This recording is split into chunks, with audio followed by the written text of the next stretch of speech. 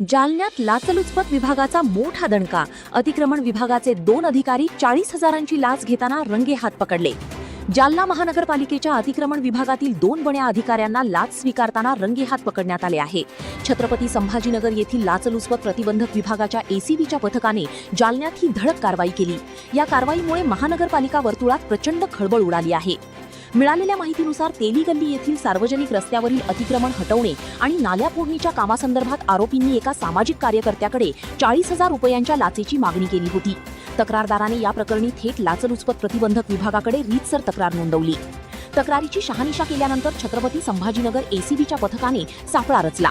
ठरल्याप्रमाणे तक्रारदाराकडून 40,000 रुपयांची लाचेची रक्कम स्वीकारत असतानाच दबा धरून बसलेल्या एसीबी पथकाने दोन्ही अधिकाऱ्यांना रंगेहात पकडले. या लाच प्रकरणी अटक करण्यात आलेल्या अधिकाऱ्यांची नावे खालीलप्रमाणे आहेत: भाऊलाल राठोड, प्रभारी सहाय्यक अतिक्रमण विभाग प्रमुख, शामसन कसबे, सहाय्यक अतिक्रमण निर्मूलन पथक प्रमुख. एसीबीने दोन्ही आरोपींना तातडीने ताब्यात घेतले असून त्यांच्याकडून लाचेची 40,000 रुपयांची रोकड आणि मोबाईल फोन जप्त करण्यात आला आहे. या दोन्ही लाचखोर अधिकाऱ्यांवर गुन्हा दाखल करण्याची प्रक्रिया सुरू असून एसीबीचे पथक या प्रकरणाचा पुढील तपास करत आहे.